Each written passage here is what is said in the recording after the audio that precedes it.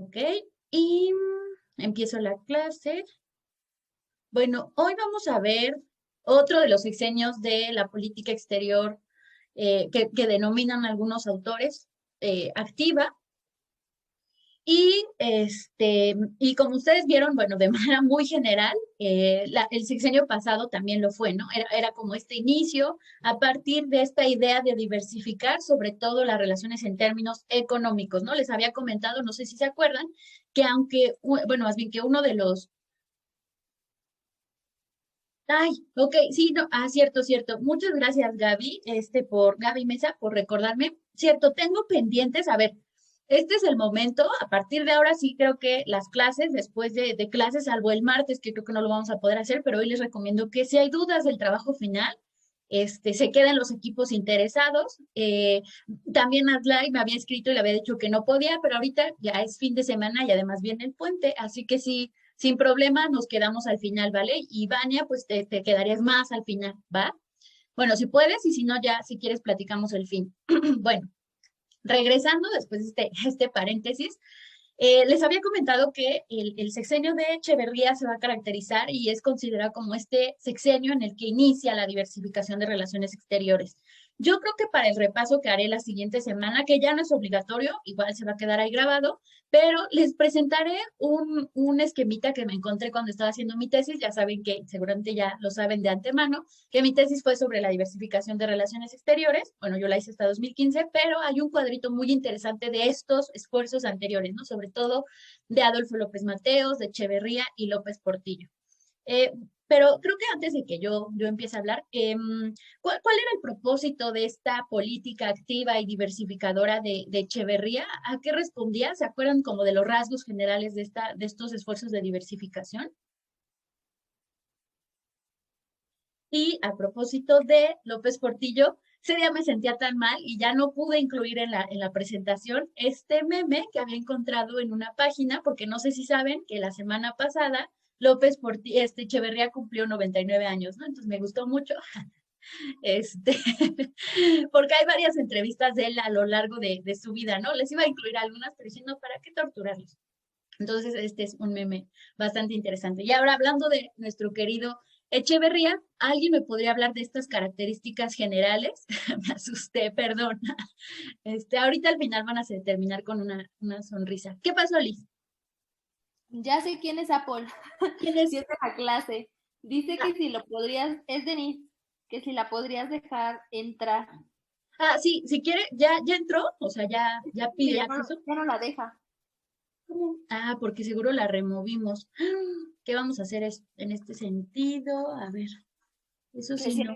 le digo que cierre el link, ¿no? Sí, a ver si lo vuelve a intentar, o sea, que cierre la sesión, a ver si cierra toda la sesión y a ver si lo vuelve a intentar, Vale, ¿vale? vale, solo Y, eso. ok, gracias, Liz. Y Raquel,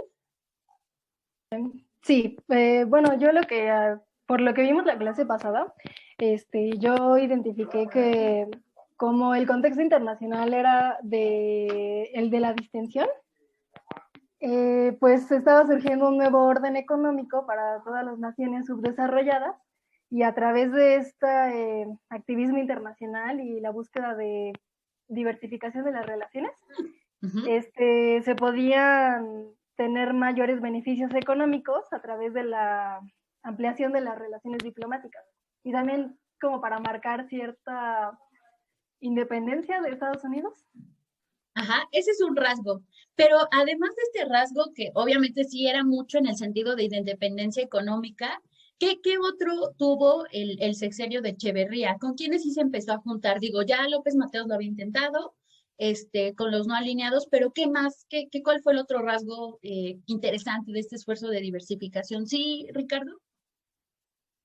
Pues justo como vimos al principio, tanto al interior como al exterior, hubo como un retorno a los ideales revolucionarios eh, y pues eso obviamente llevó al presidente a visitar países como abiertamente o plenamente socialistas como China, entonces hubo como este acercamiento al bloque socialista más Creo que también mencionó, no sé porque fue muy rápido, que fue la primera visita a la URSS, pero no estoy seguro. Sí, sí, sí, sí. Eh, No lo mencioné, creo que muy rápido, pero sí, sí les dije que era la primera vez que un presidente visitaba la Unión Soviética y también la República Popular.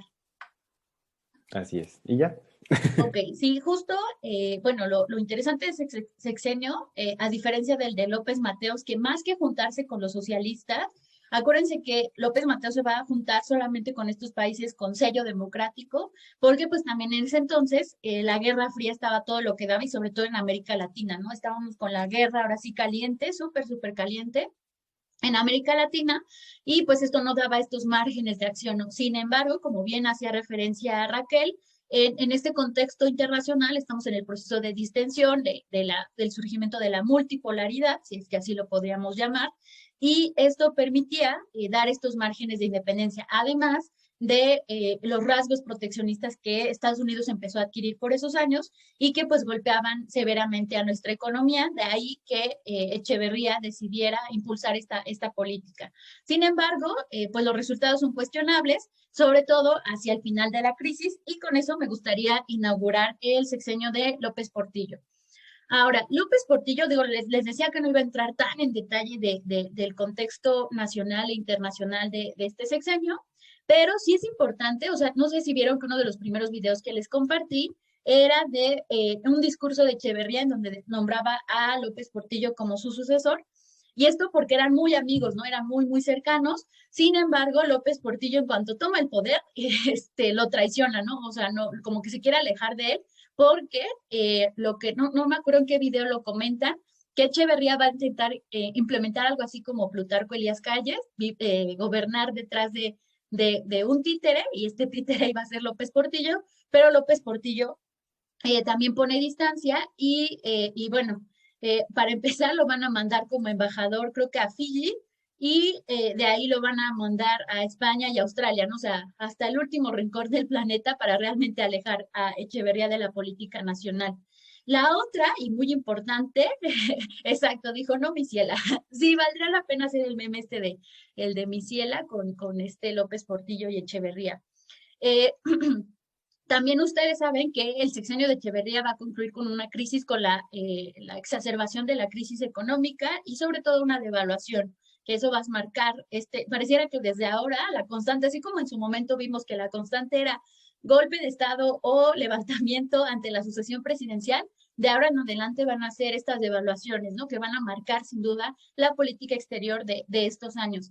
Pero también, o sea, el sexenio de Echeverría, aunque cierra con este panorama muy negro en el ámbito económico, pues se va a cerrar con una esperanza al final del camino, ¿no? Al final de ese túnel horrible de la crisis económica estaba el hallazgo de estos yacimientos de petróleo, sobre todo en Campeche, y pues esto va a dar un giro total a la política exterior que ya iremos viendo a lo largo de esta clase. Y en el escenario internacional, pues también hay un cambio de gobierno ahí está, Denise, qué bien, entre Carter y Reagan, y hay un incremento del interés sobre el petróleo, sobre todo derivado pues de las tensiones en Medio Oriente, ¿no?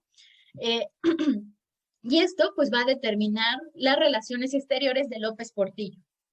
Ok, bien.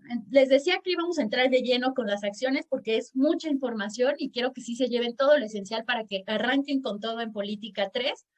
Y vamos a identificar a lo largo del sexenio tres momentos, ¿no? Que no son precisamente bianuales, como lo veíamos, por ejemplo, cuando les marcaba los tres periodos del sexenio de Cárdenas. En este vamos a tenerlo y sobre todo en términos de la política exterior, vamos a tener, el primer periodo va a ser un retorno a la bilateralidad, sobre todo con Estados Unidos, que va a ir de 1976 a 1979. El segundo periodo, vamos a llamarlo de activismo internacional, porque se va a recuperar este esfuerzo que ya había iniciado Echeverría con algunos matices y se va a sustentar en esto que ya muchos conocen como el oro negro a partir del petróleo, de los hallazgos de petróleo que vamos a tener o de estos yacimientos, que va a ir de 1979 a 1980, se dan cuenta, muy poquito tiempo, pero vamos a tener este momento de gloria.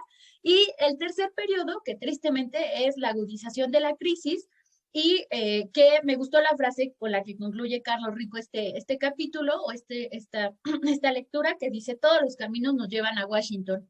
Si se dan cuenta, además de que el título que le puse es de la crisis, porque partimos de esta crisis económica, vamos a llegar a otra crisis más severa que ustedes saben va a marcar la política exterior de estos años y que nos va a insertar en una etapa nueva de el contexto nacional totalmente diferente, sobre todo en el ámbito económico, ¿no? La famosa implementación del neoliberalismo que tanto nuestro presidente actual ha acusado, ¿no?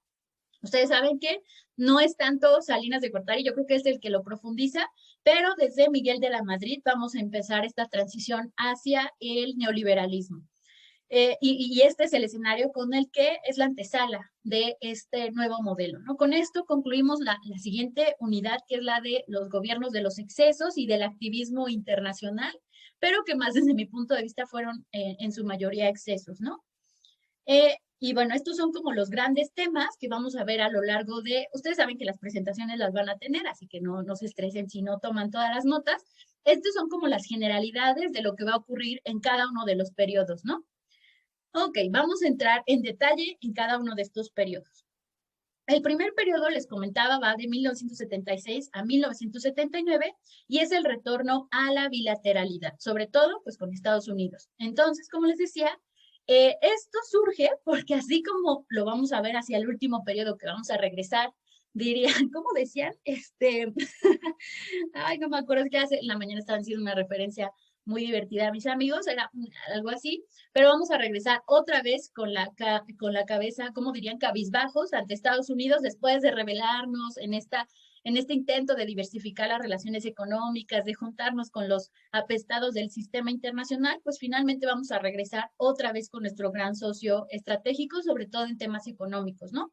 Esto, en primer lugar, va a vertir de la dependencia económica. Estaba muy enferma el martes, pero no sé si se acuerdan que les había comentado que dependíamos mucho de Estados Unidos en varios rubros.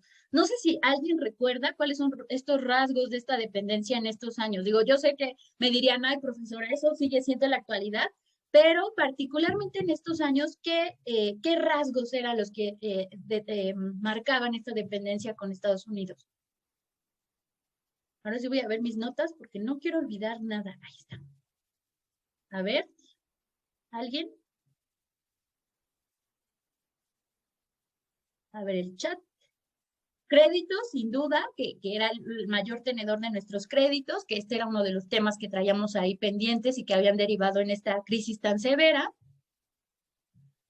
Para este entonces, México ya era el tercer deudor mundial entre los países en desarrollo, porque ustedes saben que esta crisis de la deuda no va a ser exclusiva de México, perdón, sino va a ser una crisis general, pero México va a ser uno de los que va a liderar esta situación. ¿Qué me dicen del turismo? ¿Alguien recuerda? Les había comentado un rasgo particular sobre este aspecto en la clase pasada, pero no sé si se acuerdan. No nos acordamos. María Fernanda. Pues había dicho que por lo mismo del distanciamiento que tuvo con Estados Unidos y la que tuvo con los países del tercer mundo, México, como que igual, ay, la palabra, o sea, tuvo como diplomáticamente defendió a los territorios árabes ocupados por Israel. Entonces, pues, el lobby judío que estaba en Estados Unidos empezó a hacer un boicot sobre el turismo en México y que eso repercutió pues económicamente en el país.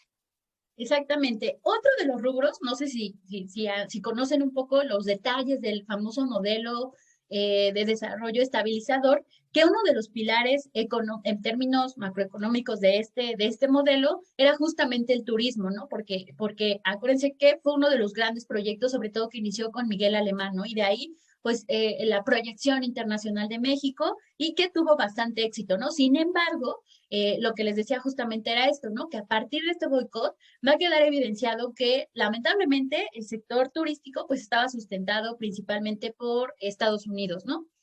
Ricardo, a ver si tienes el siguiente elemento que marcaba esta dependencia económica. ¿Me escuchan bien? Es que se me están trabando, pero no sé si soy yo. Voy a Eh, apagar mi cámara por si no. ¿Ok? ¿Me escuchan bien o escuchan igual que me trabo, como dice Ricardo? ¿Se escucha bien? A lo mejor sí Sí es. se escucha bien, Pues es tú te escuchas Ricardo. bien. Ok, ok. Pero yo soy el problema. Ok, Ricardo, a ver, Em, dilo. Creo que es el déficit comercial, ¿no? Que, Exactamente. bueno, nos dijo que entre 70 y 76 el déficit comercial creció 2.677 millones de dólares. Exactamente. Y ahí es un dato interesante, considerando, ahí no sé si se acuerdan que era parte de la evaluación, que les decía, a ver, si el propósito era diversificar las relaciones económicas de México con este fin de que pudiéramos comerciar con más países, era increíble que a pesar de todos los esfuerzos que hicimos, que nos peleamos casi con medio mundo, no habíamos logrado eliminar esta dependencia económica, ¿no? Y lo triste es que al iniciar el sexenio de López Portillo, perdón, pues queda muy claro, o bueno, en esta transición de Echeverría a López Portillo, pues quedaba clara esta situación, ¿no? Sin embargo, bueno, México se va a tratar de acercar a Estados Unidos para ver qué va a pasar con esto, cómo se va a negociar lo de los créditos, van a llevar a cabo una serie de acercamientos en otros rubros. Este,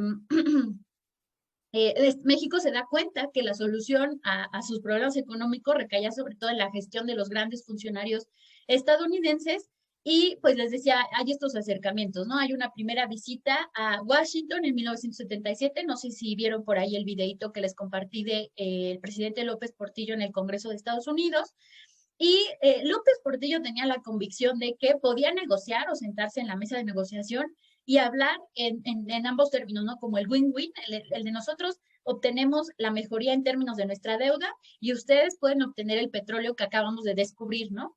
Sin embargo, pues esto va a llevar a que Estados Unidos empiece a preocuparse más por la cuestión petrolera y como que le diga, sí te ayudamos y le mandan algunos créditos por ahí, pero realmente no es el tema como que le interesa, ¿no? El tema fundamental para Estados Unidos en estas negociaciones va a ser la venta de estos barriles de petróleo. Y por eso, como lo marca Carlos Rico, pues la agenda, que en un inicio iba más, por sobre todo el lado mexicano, iba encaminada a resolver la situación económica de México, pues se va a petrolizar porque Estados Unidos le va a dar esta importancia, ¿no? Y obviamente, pues las negociaciones petroleras van a ser en tanto desiguales.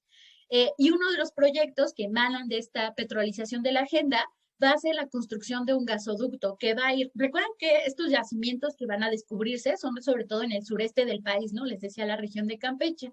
Entonces, este gasoducto va a ir de Cactus, Chiapas, hasta Reynosa, Tamaulipas. Imagínense, iba a atravesar a todo el país para poder abastecer evidentemente a Estados Unidos. Era casi, abrir la llave súper sencillito, ¿no?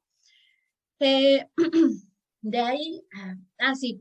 Sin embargo, México va a empezar a cambiar su postura porque se da cuenta que tiene una gran herramienta, ¿no? O sea, como que se da cuenta del valor estratégico del petróleo, no solo ante Estados Unidos, sino a nivel internacional por esta crisis petrolera que estaba atravesando el mundo y decide como ir empezando a cambiar la forma en la que se va a vincular con Estados Unidos. Veremos un poco más adelante a qué factores también va a responder este cambio y que da lugar a este segundo periodo, pero y lo que va a detonar como esta molestia de México de nos están viendo la cara de estúpidos, es los cambios constantes que en estas negociaciones se van a hacer a la venta del petróleo mexicano, ¿no? La primera propuesta va que sean $2.60 el millar de pies cúbicos, que va a cambiar posteriormente, o Estados Unidos va a proponer que sea a 2.25 y va finalmente a proponer que cierre el contrato o que se cierre el convenio a una venta de 1.75. Si te dan cuenta, en lugar de irse subiendo, pues Estados Unidos ya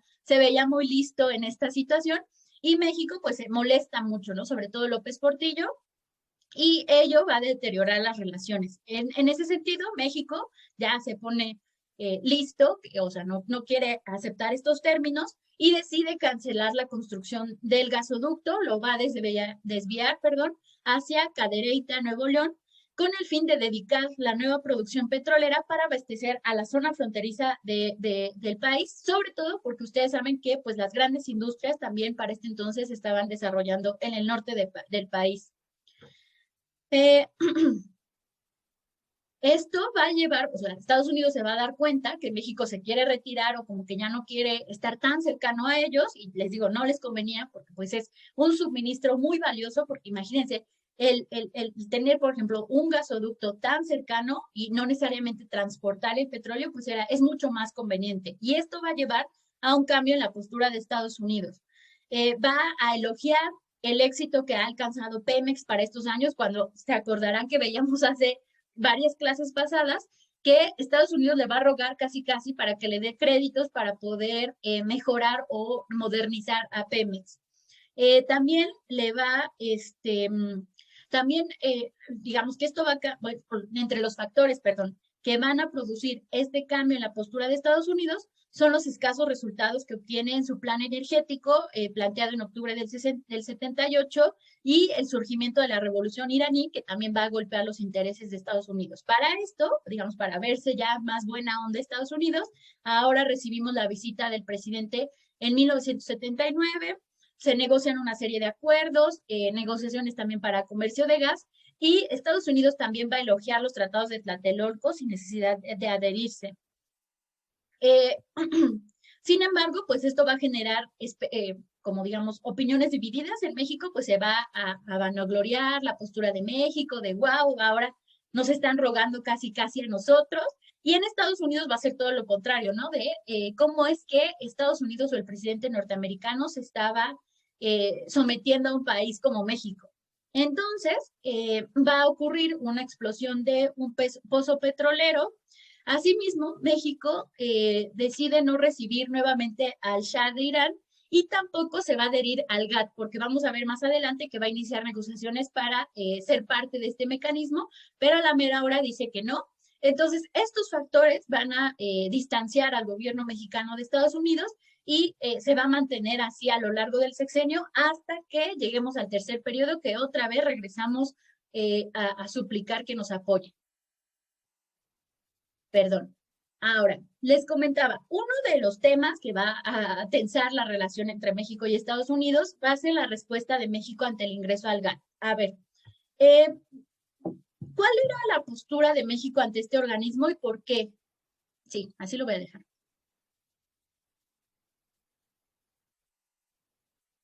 Y todos sabemos qué es el GATT, ¿verdad? A ver, Ricardo.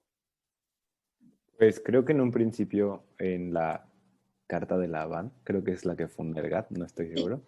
La del 47. México no se adherió, pues justo porque estaba en medio de este modelo, ¿no? Que era la industrialización por sustitución de importaciones.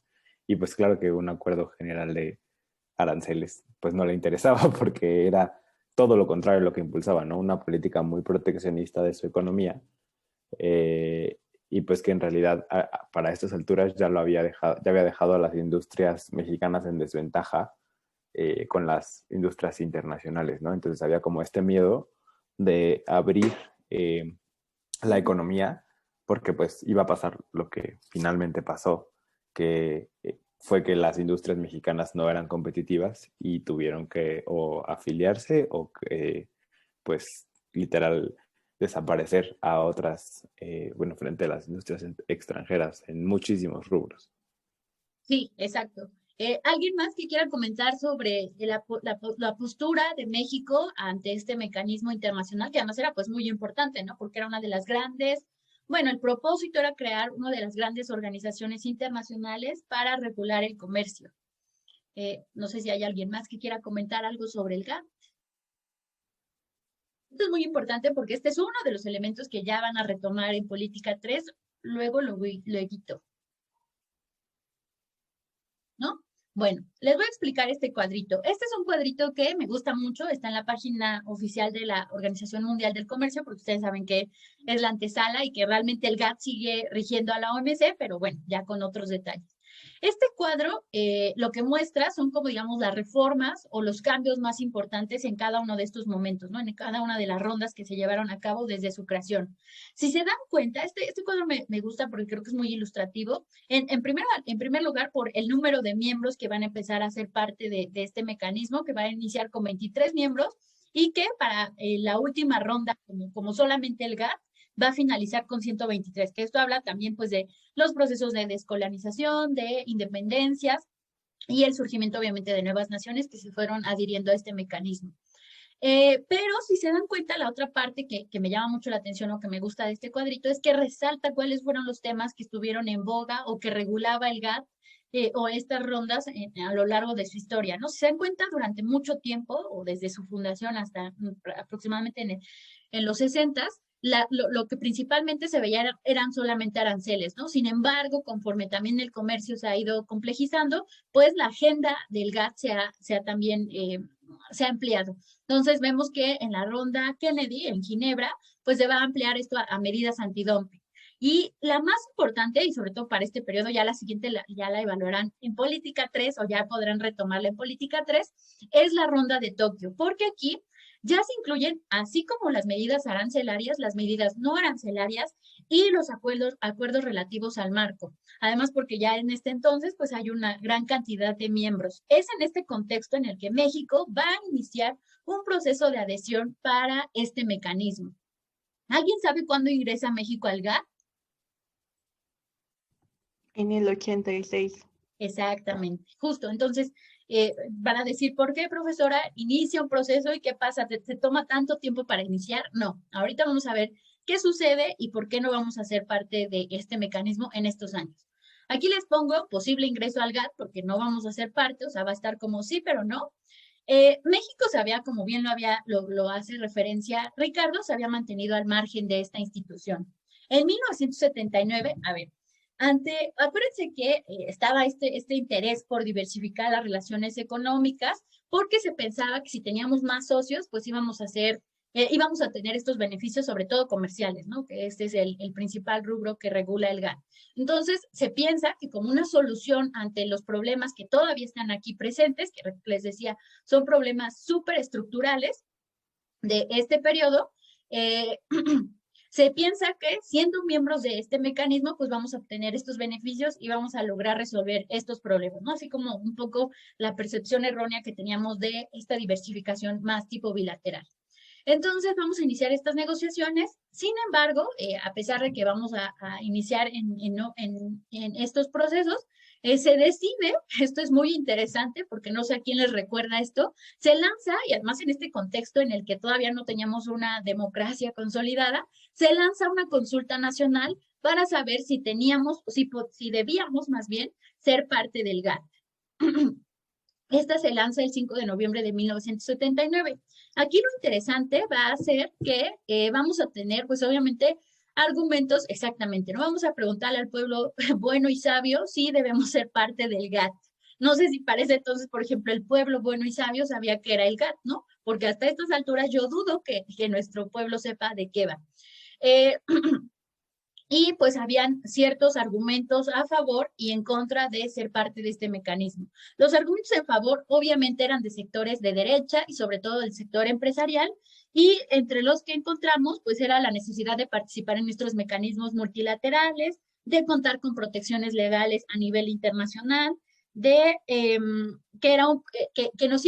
iba a ser un proceso de apertura total, o sea que iba a ser más bien abrupto, sino que iba a ser de manera gradual, y entonces eso implicaba que no iba a impactar de manera contundente en la economía de México, como se pensaba o se pensó durante los años anteriores. La flexibilidad de las reglas del acuerdo, porque acuérdense que también el GATT pues es un acuerdo un tanto flexible, que es lo que creo que le ha costado tanto trabajo impulsar a la OMC como tal, incluso en la actualidad, y los beneficios que a largo plazo esto traería, ¿no?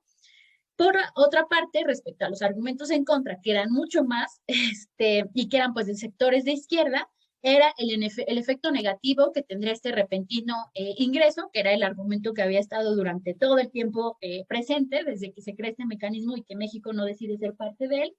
El impacto que tendría sobre los niveles de empleo, porque decía, no, bueno, si ahora vamos a comprar productos extranjeros, pues, y nosotros dependemos mucho de la producción interna, que esto a su vez da empleos, pues sin duda van a desplazar a gente y esto se va a traducir en altos niveles de desempleo.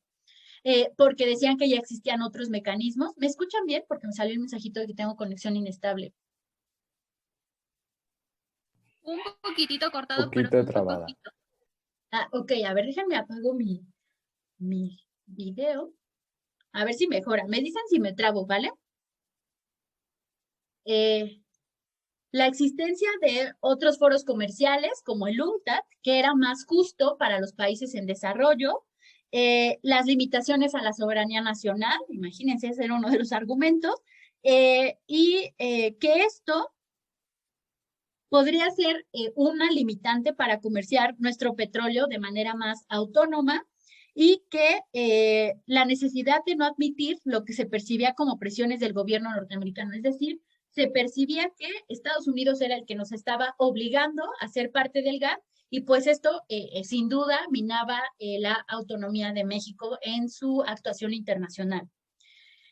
Por tanto, a partir de esta consulta y en general porque el gobierno no estaba tan convencido y sobre todo por lo que ya les comentaba en el asunto anterior, México empieza a darse cuenta que tiene una gran carta con qué negociar, ¿no? El petróleo. Si vende este petróleo, pues es mucho más fácil sostener a la economía, ¿no? Se empiezan a generar una serie de especulaciones y por tanto México dice, la verdad, ¿saben qué? No vamos a ser parte del GATT, lo vamos a posponer y emite esta resolución el 18 de marzo de 1980. Además, en un día que me parece muy emblemático para la historia de México, cuando decide no ser parte de. Y más adelante, ya en su discurso, sobre todo en su informe presidencial de ese año, en septiembre del 80, López Portillo va a decir, esta organización está dedicada a proteger a los países ricos. Si se dan cuenta, ya es un discurso más agresivo, sobre todo ante los países desarrollados. Y al respecto, encontré esta publicación, ¿cómo se llama? De un diario de Colima, en la que es del 13 de mayo de 1980, en la que se avisa que dijimos, ¿no? Dice, no es definitivo el no al GATT, que entiendo, que más bien se entiende en esta lógica de, pues postergamos el ingreso a este mecanismo. Ya creo que ahora sí, ya no nos va a quedar de otra, será sí o sí en el 86 cuando tendremos que ser parte de este mecanismo, pero lo interesante es cómo iniciamos este proceso de ingreso, ¿no? No sé si alguien quiera comentar qué opina de esta situación. Aquí la pregunta que me gustaría reflexionemos es, ¿México debió haber sido parte del GATT desde estos años o debió esperarse hasta el 86? Sobre todo consideren la situación en la que nos encontrábamos en estos años ya, económicamente, claro. Bueno, también político. ¿Alguien? Esperarse. ¿Esperarse? ¿Por qué, Romina? Si eres tú, creo. Sí, en una clase de economía vimos un video y era un economista surcoreano y hablaba de que en un momento iban como al parecer más o menos iguales las economías de México y de Corea del Sur. Ajá. Y dice que ellos esperaron un poquito más de tiempo para abrirse en un momento cuando ya tuvieran como más establecidas las industrias, o sea, fueran más fuertes y estuvieran como no tan débiles a lo exterior. Ok. Bueno, es que el modelo coreano también tiene sus detalles. O sea, me parece que el modelo mexicano estaba muy cerrado en su esencia y al menos el modelo coreano sí exportaba con este interés de posicionarse a nivel internacional. Esa es desde mi punto de vista, esa es la gran diferencia entre el modelo mexicano. O sea, como que creo que nunca aspiramos, o no sé, o si estaba en el plan a muy, muy largo plazo, como posicionarlos en el mercado internacional. ¿Se acuerdan? Este modelo de sustitución de importaciones sobre todo estaba enfocado para el mercado interno, pero no lo sé, esa es como mi inquietud, ¿no? Y creo que en realidad si hubiéramos sido parte del GATT, quizás hasta hubiera salido peor la historia, no lo sé, la verdad es una reflexión que me surgió mientras preparaba la presentación. A ver, Adlai y luego Rebeca. Yo creo que sí está muy interesante porque para 1980 ya estábamos en el apogeo del oro negro. Entonces, pero no sé qué tanto hubiera podido cambiar el ingreso de México al GATT respecto a la crisis que se avecinaba, ¿no? De esta economía basada en especulación. Entonces, yo diría también que sí se tendría que haber esperado incluso un poco más a 1986.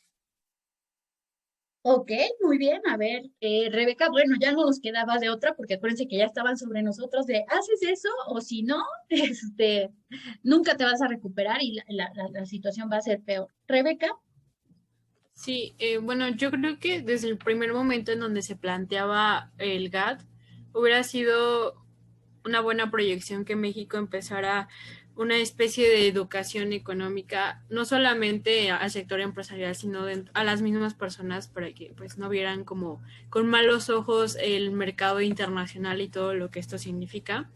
Y al mismo tiempo, ya una vez que iniciaran las negociaciones, plantearse un mejor escenario, un escenario un poco más completo, y al mismo tiempo ya al momento de ver cómo funcionan los demás países, evaluar el proceso que se lleva y obviamente hacer las modificaciones pertinentes para que tiempo posterior se pudiera anexar, pero de una forma un poco más fuerte, independiente o al menos no tan títere.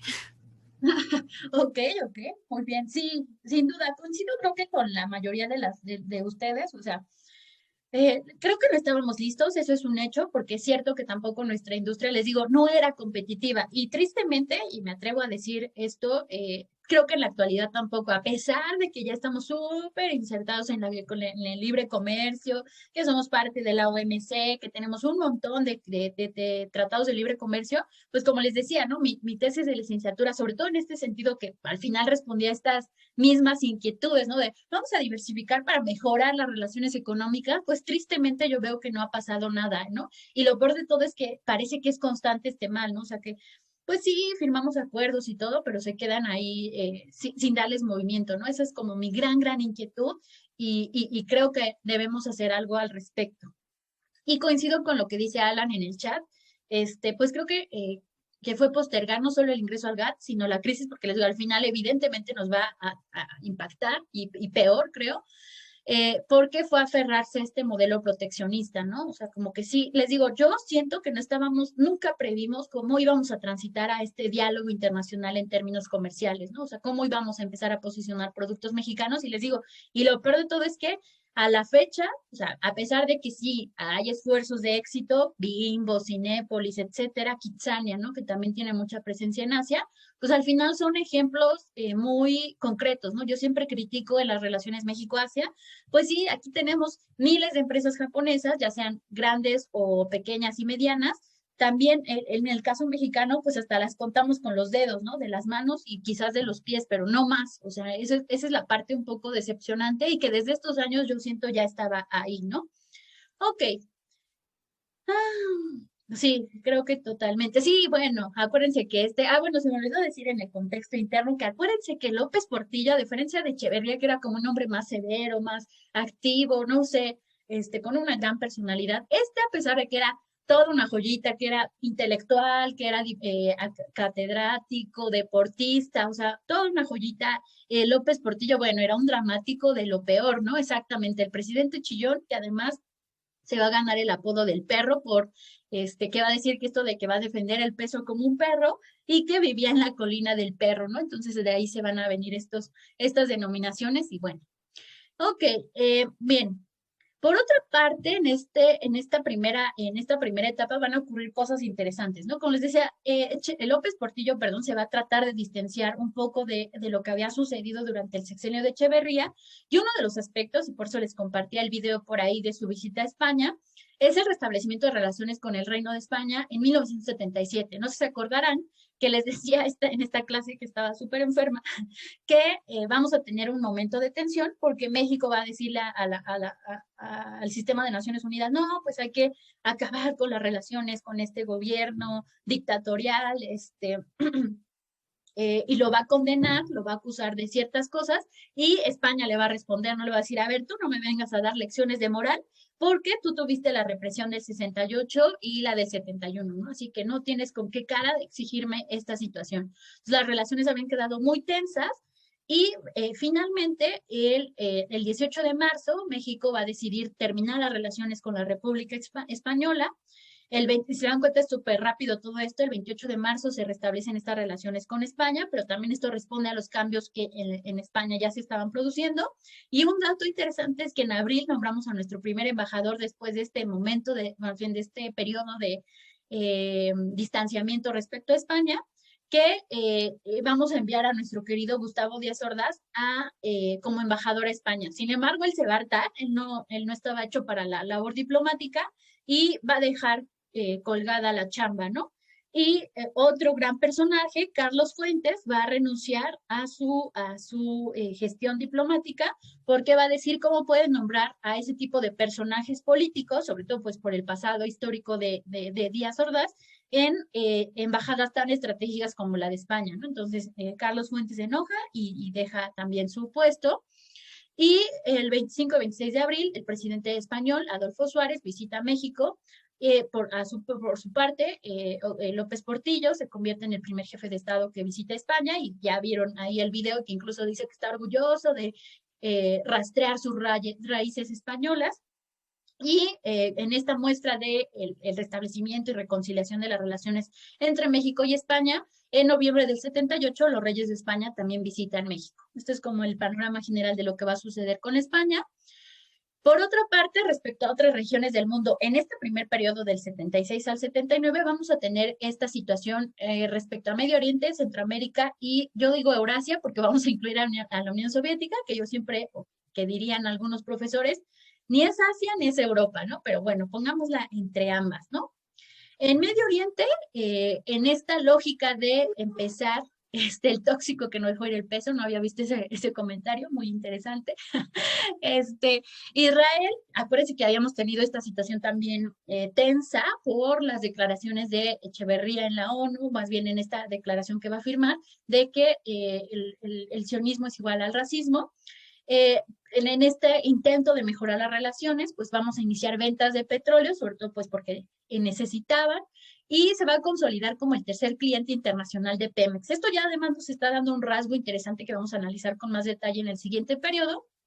El 31 de marzo, el secretario de la ONU le dice a México que envíe un batallón para sumarse a las fuerzas de paz en Líbano. No va a suceder, pero bueno, está la propuesta. En Centroamérica, una de las regiones en donde vamos a tener el activismo, o se va a ver este activismo del que habla Carlos Rico y otros autores, se producen en Centroamérica. Y esto me parece es un importante antecedente, y ahí lo marcamos, para las gestiones que ustedes ya verán en Política 3 del Grupo Contadora y su evolución, ¿no? En adelante. Y de ahí yo les sugiero no pierdan de vista.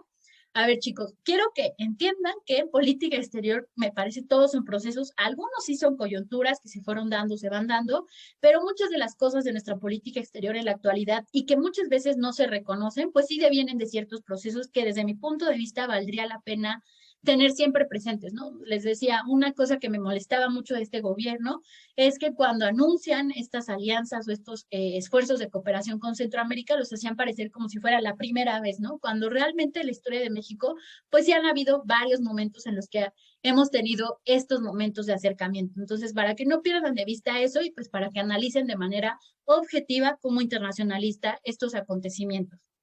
Entonces, en Centroamérica, pues estaba produciendo el fenómeno de el Canal de Panamá, sobre todo para que Panamá tuviera la soberanía sobre y México aquí ya empieza a dar otra muestra de la disidencia respecto a Estados Unidos, porque se va a adherir a este grupo de 5 estados latinoamericanos como testigos del proceso sobre el Canal de Panamá, y que como comenta Carlos Rico, pues es un antecedente para Centroamérica, para Contadora, perdón.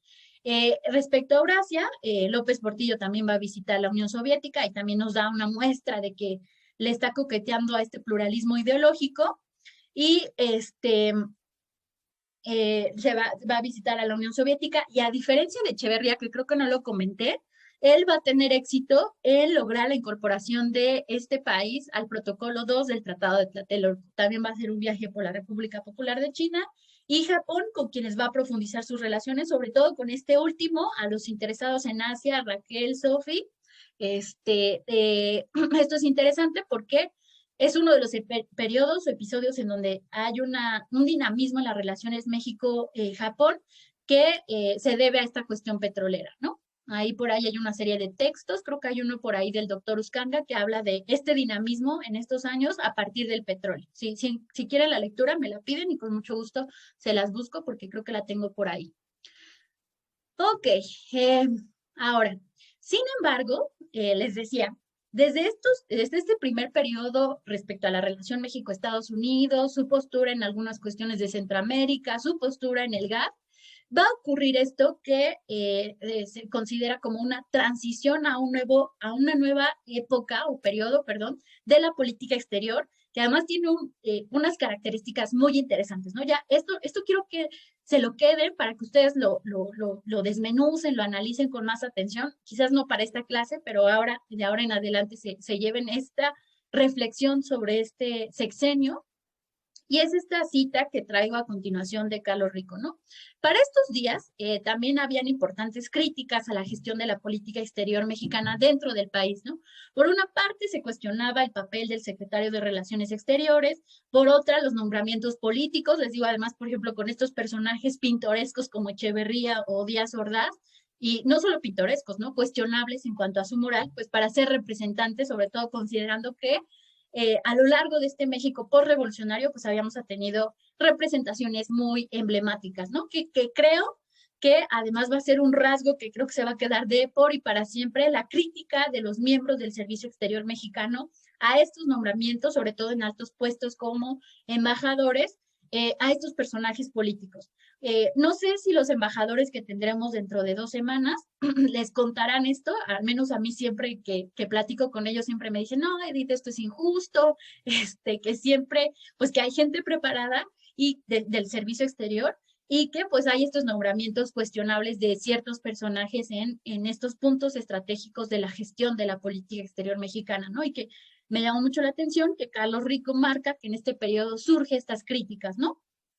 Y también porque hay una percepción a nivel general de que México ha perdido este dinamismo en las relaciones exteriores que se había presentado en años anteriores, ¿no? Como que están en cierto punto desencantados de lo que está ocurriendo con la situación del país en términos de política exterior, y esto va a llevar a un replanteamiento en la acción de la política exterior mexicana, ¿no? Eso es lo que mencionas, Adlai, valdría la pena, no sé, seguramente ya hay algunas reflexiones por ahí sobre cómo es la política exterior mexicana en América Latina. Creo que sí hay varios textos, sobre todo de los 70s, 80s, de autores clásicos de la política exterior, de comparativos de la política exterior latinoamericana. Creo que hay un libro muy bueno en la FAC sobre esto, con los clásicos autores de política exterior de Latinoamérica, ¿no? De algunos autores argentinos, brasileños, que tienen una tradición también interesante en política exterior.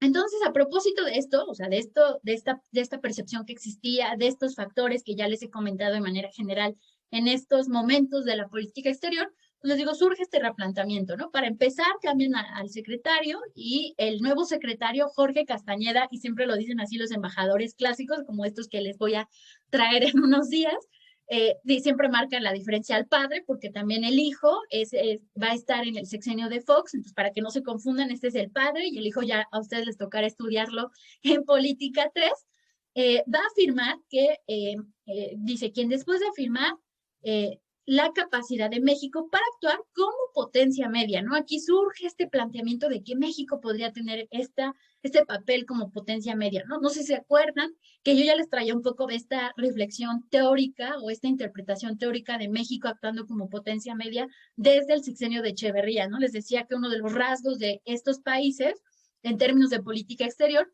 pues es que participan activamente en mecanismos multilaterales, que tienden a ofrecerse como mediadores en procesos de conflicto, sobre todo, extienden ayuda en términos de cooperación internacional para el desarrollo, y más actualmente las teorías de política exterior de las potencias medias lo que postulan es que estos países también tienden a posicionar su imagen a nivel internacional, ¿no? Estos países se valen mucho de la diplomacia pública y cultural para poder lograr sus fines, ¿no? Les digo, yo he estudiado mucho esto más en el caso particular de Corea, pero en el caso mexicano ustedes podrán evaluar, a lo mejor más adelante, si sí o no México era una potencia media en estos años, ¿no? Algunos autores y profesores les van a decir que no, porque realmente vamos a terminar con un montón de broncas, nunca vamos a solucionar los problemas estructurales, pero otros dirán que sí por esta actuación internacional.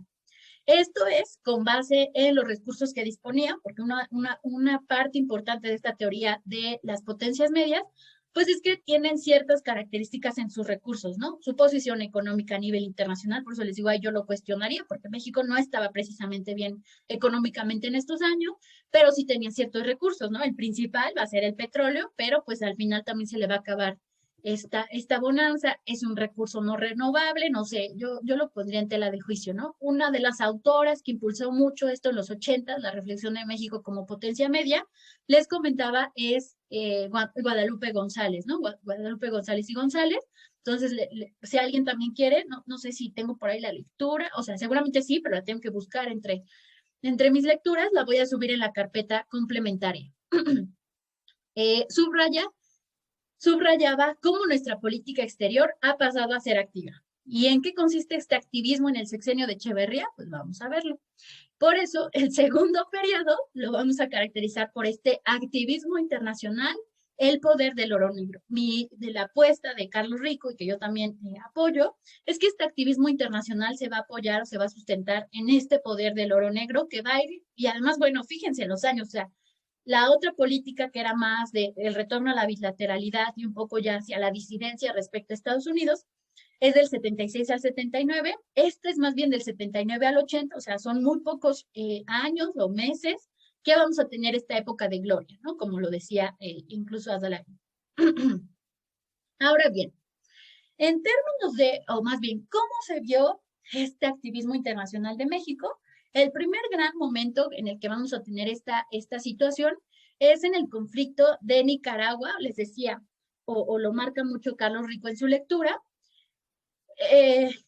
Este activismo, a diferencia, y esto es importante que se lo graben, creo que ya les he mandado a que se graben un montón de cosas, ya les dije, el que sí se deben tatuar en la piel así de internacionalistas son los principios de política exterior de México, pero nosotros sí, nada más con que se los graben, si es que se los graban o alguna vez los recuerdan, o los dejan ahí en su memoria a mediano o largo plazo, es que la diferencia ¿cuál creen que es la diferencia entre el activismo de Echeverría y el activismo de López Portillo? ¿Consideran que es lo mismo? A lo mejor ya han leído algunas cosas, saben algunas referencias. Antes de que yo les diga cuál sería esta diferencia principal. A ver. Ay.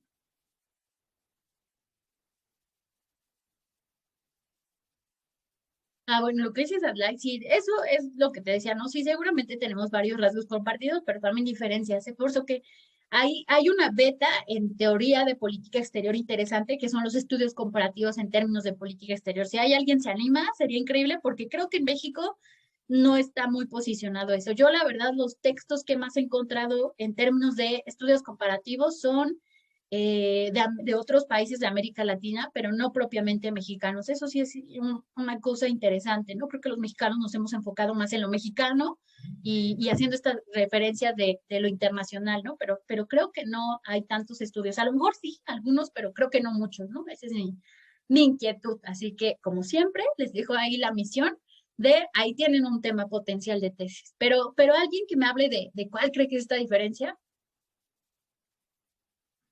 No hay diferencia. A ver, Romina. O sea, de López Portillo no sé, pero me acuerdo de Echeverría, que era mucho la diversificación de relaciones y como unirse con los otros países del mal llamado tercer mundo, y creo que tenía más intereses económicos, y también puedo rescatar lo de la Carta de los Derechos y Obligaciones, creo, de los estados. Deberes, derechos y deberes de los estados. Entonces, y todo eso iba en materia económica, entonces creo que él se iba más hacia esos temas. Ok, creo que ya lo tienen ahí entre tú, Romina, y entre Adlai, que lo puso en el chat. A ver, sí, habrían dos diferencias. El primero es que se va a acercar con todo mundo, ¿no? Y bueno, no es todo mundo, sino con este tercer mundo, que sí sabemos como internacionalistas que es pecado llamarlo así, pero bueno, en estos años tristemente así se le conocía y en efecto, ¿no? O sea, México en esos años va a tratar de vincularse con todo el que pueda, ¿no? Por eso es cuando es el boom de la diversificación, porque vamos a establecer relaciones diplomáticas, les decía esta diplomacia presidencial, de visitas de Estado, etcétera, etcétera.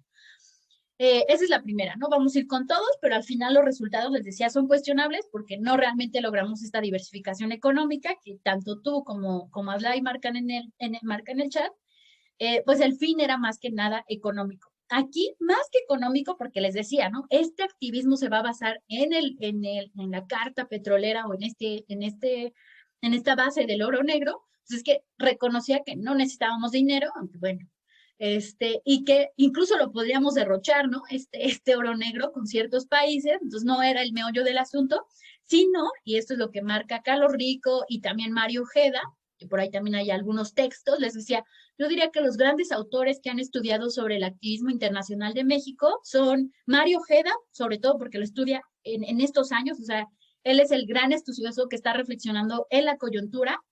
Entonces les recomiendo que todas las lecturas de Mario Ojeda se las avienten. Por ahí tengo creo que la lectura del activismo en estos años. La otra es la que les decía, el clásico de Alcances y Límites. Y más recientemente Ana Covarrubias, ¿no? Ella sobre todo hacia los 2000 hablaba de este activismo internacional. Entonces ahí son las grandes recomendaciones que les dejo por ahí. Pero lo que dicen tanto Ojeda como Rico es que era más bien un sello político, ¿no? Esta vez sí México buscaba un posicionamiento político. ¿Cómo va a ser? Bueno, lo vamos a ver. Este posicionamiento político, además, les decía, bueno, la diferencia entre este activismo del tercer mundo con todos y López Portillo es que López Portillo se va a enfocar en el ámbito regional y sobre todo no cualquier ámbito regional, sino Centroamérica, la gran región estratégica en la que se va a enfocar los esfuerzos de la política exterior activa de López Portillo va a ser Centroamérica. El primer país con el que va a marcar esta diferencia es Nicaragua. ¿Por qué?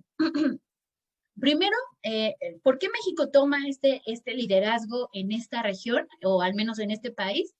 Porque hay un reconocimiento del liderazgo mexicano a lo largo de estos años, ¿no? O sea, como que dicen, wow, México lo ha hecho muy bien, se ha posicionado. Por ejemplo, Cuba, el antecedente de Cuba lo tenían presente mucho los países latinoamericanos, sobre todo porque tenía este sello, pues, de izquierda, ¿no? O sea, como que México no tendía a ver esta diferencia ideológica y lo que había ocurrido en el sexenio anterior, ¿no? Como que decían, México sí es posible que tenga este diálogo con países de izquierda.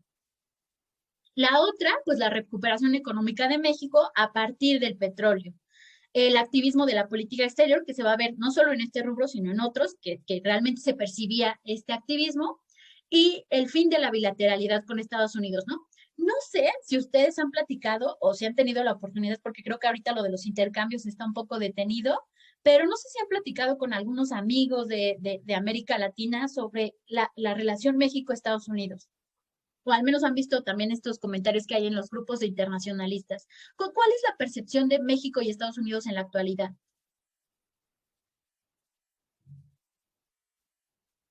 A ver el chat. Nos ven como privilegiados. Bueno, eso, y por una parte creo que nos odian.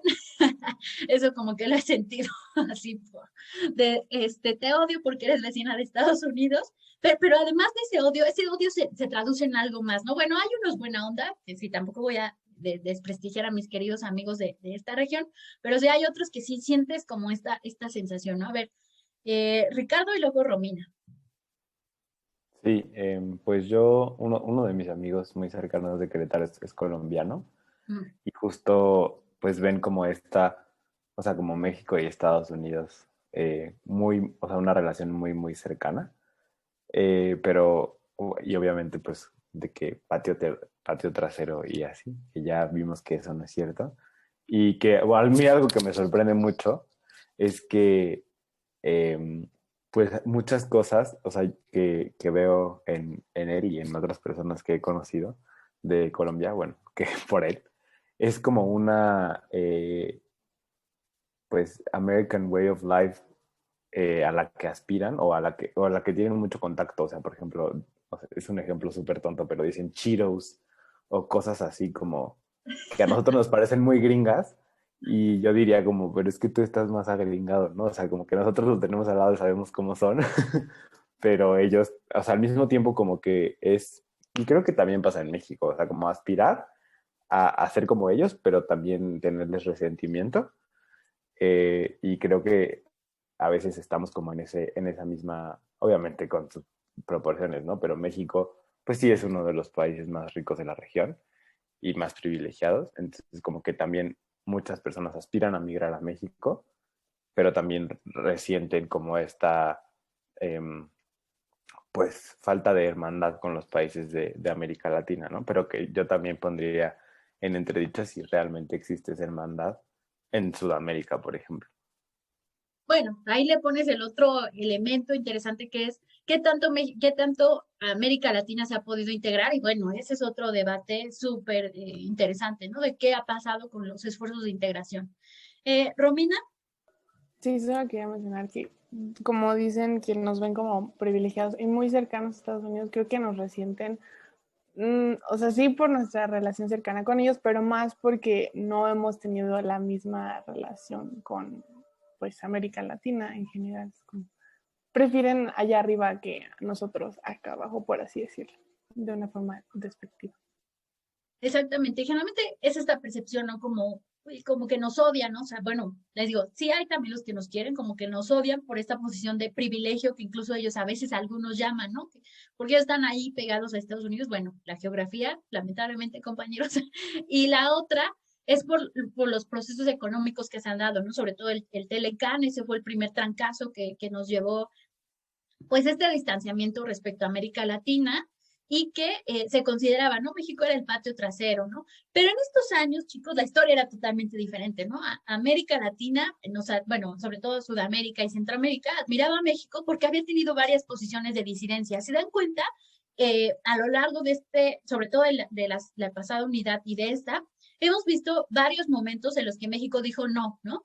No fue parte del GATT, no pasó nada, le hizo el feo a Estados Unidos en la OEA, en el TIAR, y no pasó nada, le hicimos el feo en la expulsión de Cuba ante la OEA y toda la situación de Cuba, no pasó nada, apoyamos a Chile y a Salvador Allende en el sexenio anterior, no pasó nada. Entonces, esto generalmente, para estos años, chicos, es que además quiero que se pongan en estos años, ¿no? La posición de México era de, wow, son lo máximo, ¿no? O sea, le pueden decir que no al gran líder y además el gran líder de la región, ¿no? O sea, porque al final, pues también esa era la gran percepción. Entonces, esta vez, a pesar de que se había visto esta concentración, pues regresábamos a esta bilateralidad, más bien se regresaba a esta bilateralidad, pero al final se dieron cuenta que no pasó nada, ¿no? Que México seguía siendo el mismo autónomo de siempre. Abrí el chat. Sí, exacto, el hermano mayor de América Latina, ¿no? Así era realmente se percibía en este sentido. Ahora, ¿qué pasa con esta situación en Nicaragua? Para empezar, hay una visita del presidente costarricense que muestra cierta preocupación por Nicaragua porque considera que el gobierno de Somoza está haciendo alianzas con Venezuela o que más bien Venezuela está apoyando a Somoza y que pues esto pone en desventaja al movimiento de liberación de Nicaragua. El 20 de mayo, México dice, es suficiente, o sea, no podemos tolerar que se sigan apoyando este tipo de dictaduras y rompe relaciones con Nicaragua. ¿Esto qué implica, chicos? El rompimiento de relaciones. Lo vimos con Echeverría en el asunto de Chile, pero nuevamente lo vemos con Nicaragua. ¿Qué implicaba, sobre todo en términos de lo que hemos visto a lo largo de este curso de política exterior?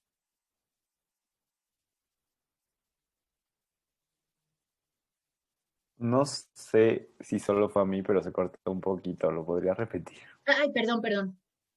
Que México rompe relaciones con Nicaragua. ¿Y esto qué implica en términos de lo que hemos visto a lo largo de este curso de política exterior? Les decía, lo vimos con Chile y lo vemos nuevamente con Nicaragua. A ver el chat. Ricardo. Pues que rompió su promesa. Bueno, o sea, justo la doctrina Estrada pues no permitía este tipo de acciones, ¿no? O sea, y habían sido muy firmes, eh, pero pues a veces hay que romper las reglas. Ok, sí, la esencia, a ver chicos, necesito que recuerden, y ya lo veremos en el repaso, por eso quiero hacer este repaso, porque ahí sí ya veremos qué es todo lo que ocurrió en estos años de la política exterior, que sin duda estuvo llena de muchos acontecimientos, de sobresaltos. Es como si viéramos el resumen de la novela, Deshonra para ti, para tu vaca. Acuérdense que México lo iniciamos viendo en el periodo de la Revolución Mexicana, de este posicionamiento, y que cada vez estos principios de política exterior se iban posicionando, ¿no? Como lo máximo, como lo único que nos iba a defender ante estas potencias crueles y malvadas del sistema internacional que solo querían hacer lo que quisieran con nosotros, ¿no? No solo Estados Unidos, Gran Bretaña, respecto a sus intereses petroleros, etcétera, ¿no? Luego que trataban de intervenir una y otra vez en nuestros asuntos internos, sobre todo Estados Unidos, para marcar las reglas del juego. La única defensa de esos años, nuestros principios de política exterior. Ingresamos al sistema de Naciones Unidas, que esto nos daba el paso para el ingreso a participar en el sistema multilateral, que ustedes saben es uno de los grandes rasgos de la política exterior mexicana, la participación multilateral. Y este reconocimiento de por qué México tuvo esta época de oro en la política exterior deviene de esto, ¿no? De que se posicionó con sus principios de política exterior, que ante todo denunciaba, ¿no? Recordarán Participación en Sociedad de Naciones, denunció todas las intervenciones de Japón en China, de Austria, de Alemania, o sea, todo esto lo denunció y siempre enarbolando los principios de política exterior. ¿Pero qué pasa en estos años? ¿Dónde quedaron esos principios de política exterior? Pues siguen ahí, pero ahora dicen, necesitamos intervenir para lograr garantizar que se cumpla, ¿no? O sea, que se cumpla, sobre todo posicionar esta dignidad humana más que otra cosa, sobre todo en el caso chileno y un poco también en el caso de Nicaragua, ¿no? Que ahora sí, es por eso que se dice, es el activismo, les decía, por eso existe esta dicotomía, si México es más bien que ha tenido una política principista y que en algunos momentos ha sido activa, porque es eso, ¿no? Ya no solamente está desde la pasividad condenando, diciendo, eso está muy mal, pero no hace nada, ¿no? Es como si yo les dijera, viera que se pelearan en el salón de clases y yo les dijera, ya esténse quietos porque si no, eso dice el reglamento, ¿no? Que deben comportarse bien, ¿no? Pero no hago nada para separarlos. En cambio, si me meto y los separo, pues quizás la acción es más contundente. Entonces México toma este posicionamiento, como les digo, es una clara diferencia y además es un posicionamiento más político, porque también acuérdense que en el sexenio de Echeverría era para satisfacer a las izquierdas y estos movimientos disidentes. Hay una oposición y otra vez aquí aprovecha para ponérsele al tú por tú a Estados Unidos, se opone a esta iniciativa de Estados Unidos de crear una Fuerza Interamericana de la Paz, porque acuérdense que Estados Unidos siempre decía, bueno, sí, para garantizar la paz hay que intervenir, pero de manera militar. México decía, no, hay que intervenir desde iguales para poder garantizar realmente la estabilidad de estos países. Y lo que les decía, los países potencia media se caracterizan por estos ofrecimientos de mediador, ¿no? Como que dicen, pues tenemos todo el bagaje para poder ser los mediadores en el conflicto. Entonces México se ofrece como mediador y lamentablemente pues no se acepta la propuesta mexicana, o sea, no, le dicen, no, espérate, tú no. Y las tensiones van a seguir aumentando en Nicaragua. México, al igual que Venezuela, que eran los dos países contrarios, uno apoyaba al régimen de Somoza y el otro al Frente de Liberación, van a solicitar emprender el proceso de negociación en el área. Y el 4 de octubre de 1980 se crea o se establece el Foro para la Paz y la Democracia, convocado por Estados Unidos. Dice, bueno, no vamos a preparar esta Fuerza Interamericana de Paz, pero sí hay que establecer un foro para discutir este asunto, ¿no? Y México, en tono de rebeldía, dice, yo no voy. O sea, si la va a dirigir a Estados Unidos, que ya sabemos a qué va, o sea, que va seguro sacar que debemos intervenir militarmente, pues no, la verdad yo no voy. El segundo posicionamiento interesante de México, y en este sentido más político, va a ser en el caso de El Salvador. Y aquí Carlos Rico nos dice que en este caso va a quedar evidenciado tres características de este cambio y de este activismo político de México en estos años. El primero es que, aquí dice, ¿no? Se va a modificar sustancialmente no solo la forma y el tono, sino la argumentación mexicana. Va a trascender, va a buscar la trascendencia, les digo, ya no es solamente denunciar, o sea, les digo, los principios van a seguir ahí, se van a seguir enunciando, pero es trascender a estos principios de política exterior, no es darles movimiento, o sea, la doctrina, y por eso yo les digo, yo me consideraría más de la corriente principista pragmática, o sea, sí creo que debemos tener este fundamento ideológico, doctrinario, pero sí creo que debemos tomar acciones, o sea, no podemos desde la pasividad, les digo, ahorita que adopté a otra gatita, ha sido difícil el que se adapte porque la otra no la quiere aceptar. No sé si, por ejemplo, nada más le digo, no, pues estate quieta, Bonnie, no le hagas nada a la otra, pues totalmente me ignoran. Digo, no, yo sé que no es lo mismo en el nivel internacional, pero es que así, yo pienso que es lo mismo, ¿no? O sea, hay que tomar acción. Esa es mi postura, ¿no? El 28 de agosto, ahí me equivoqué horriblemente, de 1980, estaba creo que dormida, voy a corregir la lámina, se va a emitir la iniciativa franco-mexicana, que es entre Francia y México, y en la que se va a reconocer, esto es interesante porque no, a ver, acuérdense que uno de los sujetos que pueden estar ahí dentro del derecho internacional son estos movimientos, ¿no? Generalmente conocemos estos actores tradicionales, pero existen estos otros actores sui generis, y se va a reconocer a las fuerzas revolucionarias salvadoreñas como una fuerza política representativa. El darle este reconocimiento a este movimiento implicaba que se podían sentar en la mesa de negociación, lo cual, desde mi punto de vista, es muy viable. ¿Por qué, por ejemplo, los conflictos en Medio Oriente, y pensando en la actualidad, no se han podido resolver? Creo que todavía no llegan negociaciones internacionales ustedes, ¿verdad? No. Ah, bueno. Es que recuerdo que cuando lleven negociaciones teníamos que escoger un caso de un conflicto y la propuesta era cómo podría resolver el conflicto, ¿no? Y pensar en quiénes se debían sentar a negociar y bueno, el modelo era como de círculos concéntricos, de que en el primer círculo deben ser los actores principales, pero en los siguientes los actores como involucrados, ¿no? Entonces, en el caso de Siria, que eligió mi equipo, pues el círculo se iba haciendo enorme, enorme, enorme, porque nos dábamos cuenta que no solo era entre las fuerzas civiles en Siria, y el gobierno, sino pues era un entramado de actores. A ver. Ay, el chat no lo puedo abrir. Ahí está. Se llama Andrea Campos Bedoya, es muy mala maestra, se los voy a decir. Bueno, odiaba a mi equipo, eso también, no sé por qué. ¿Cómo se llama? Entonces, así se los voy a poner. O sea, yo recuerdo a mi Estamos mejor grabando, profesora. Ya sé, pero sí, era muy mala. O sea, es que como que no le importaba, se la pasaba presumiendo que había estado en las negociaciones del TLQM, pero no, o sea, no, como que no mostraba sustancia. No sé si llegaba muy tan cansada de la Secretaría de Economía donde ella trabajaba o qué, pero no eran buenas. Sin embargo, el ejemplo a mí me gustó mucho, o sea, el ejercicio, ¿no? Y pues sí le echamos un montón de ganas al trabajo final. Ok, la tengo en este semestre. ¿Qué tal, Adlai? A ver, tú dime tu experiencia. Hacemos este paréntesis. Pues a mí me ayudó mucho la revisión de cada presidente, pero sí, justo ahorita me dio mucha risa porque en la mañana le dije a un compañero shot cada que diga que estuvo en las negociaciones.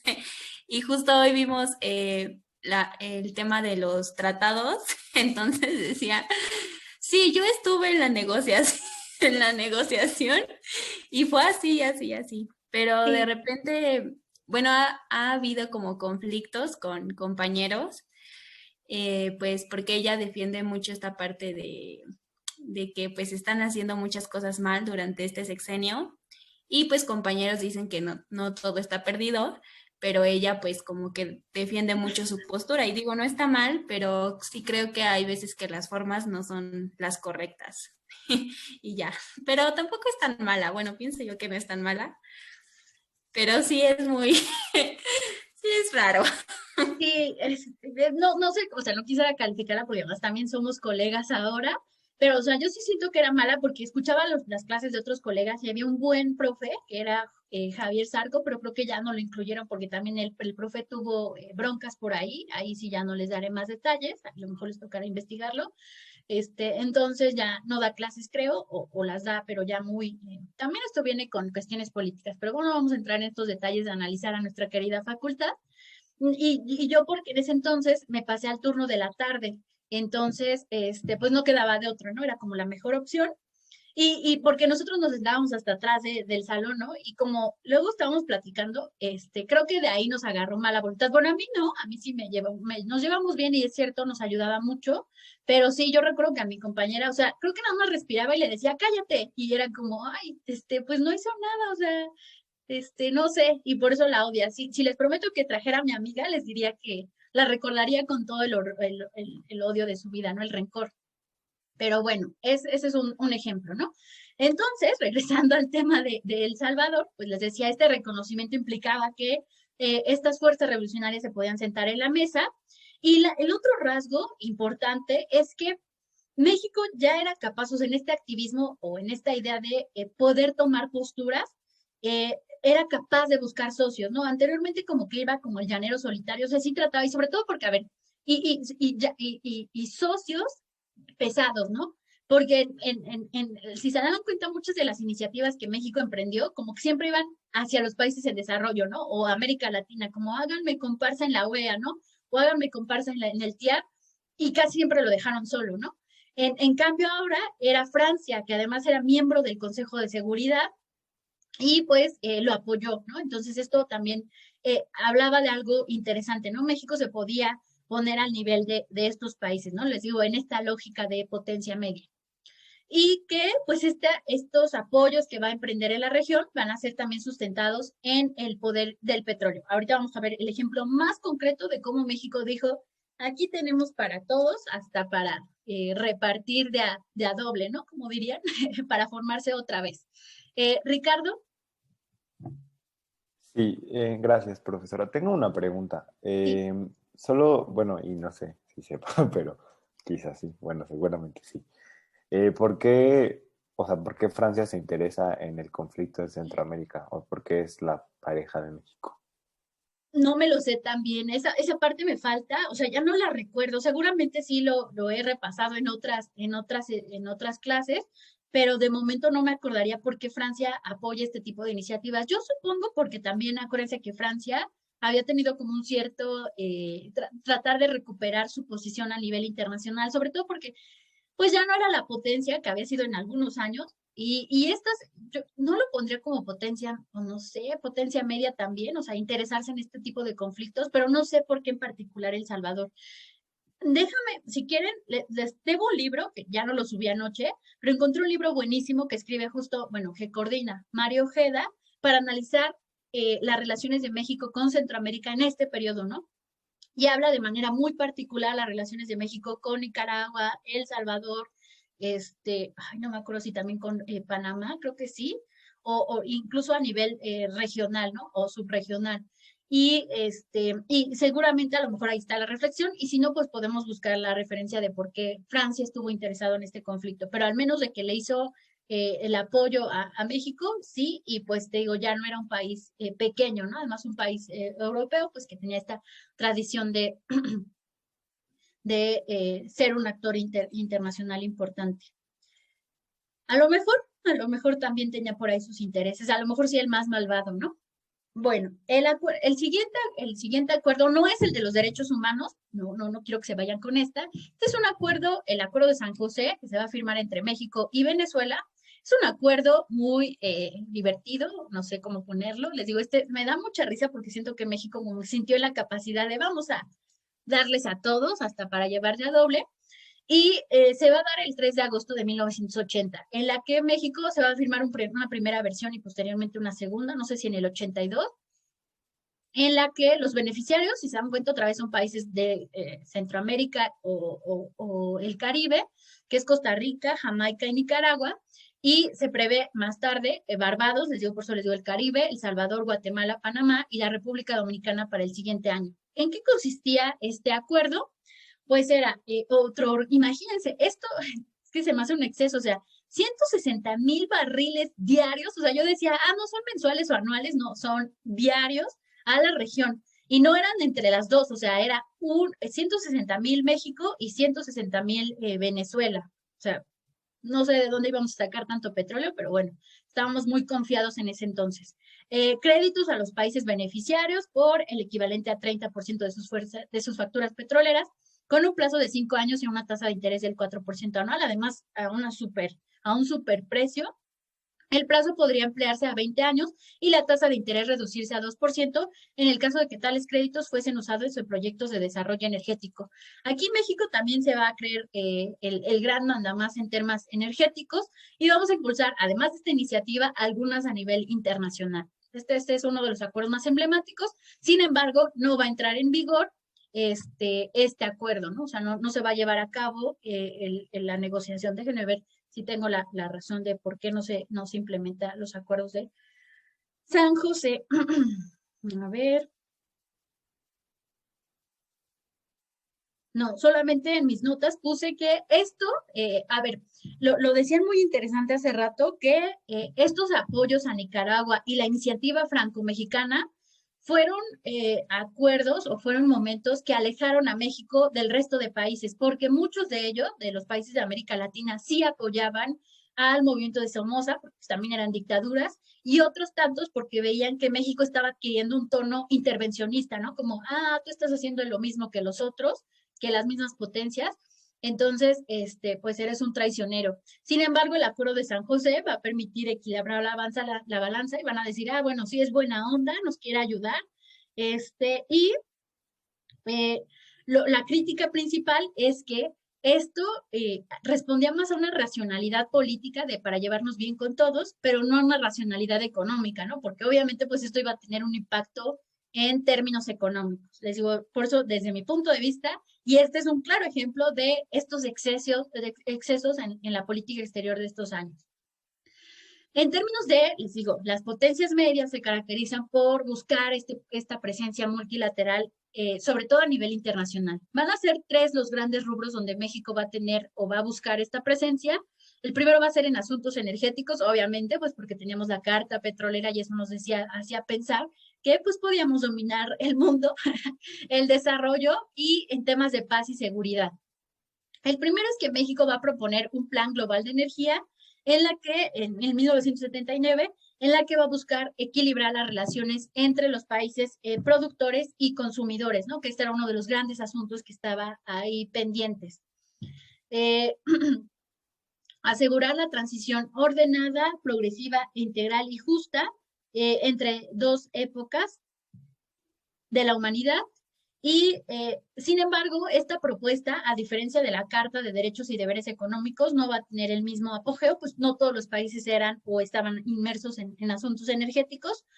Y esto pues permitiría, así como en su momento la Carta de Derechos y Deberes, pues esto iba a permitir tender puentes entre países en desarrollo y países desarrollados. Esto que les acabo de decir de tender puentes es otro rasgo interesante con el que se caracteriza a las potencias medias, ¿no? Se dice que las potencias medias buscan establecer el diálogo entre países en desarrollo y desarrollados. ¿Por qué creen que buscan o por qué son puentes? ¿Por qué estos países potencias medias sirven como puentes? ¿Por qué creen? Si quieren, piensen en otro ejemplo de potencia media y no necesariamente el mexicano. Ricardo.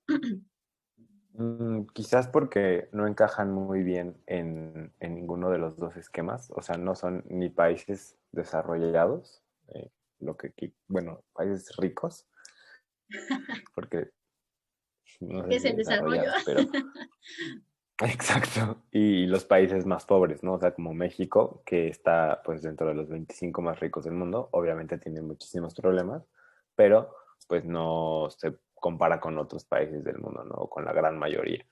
Entonces Exacto. Creo que es como esta posición pues ambivalente, pero que también a veces puede ser muy vulnerable. Sí, y la otra, porque muchos de ellos, por ejemplo, les digo, yo he estudiado el caso de Corea, muchos de ellos devienen de esa historia, ¿no? Fueron países en desarrollo que han alcanzado cierto estatus en el sistema internacional. Entonces, por eso dicen, nosotros ya conocemos las 2 caras de la moneda y podemos decir con razón cómo funciona, ¿no? O cómo deberían mejorar nuestra situación.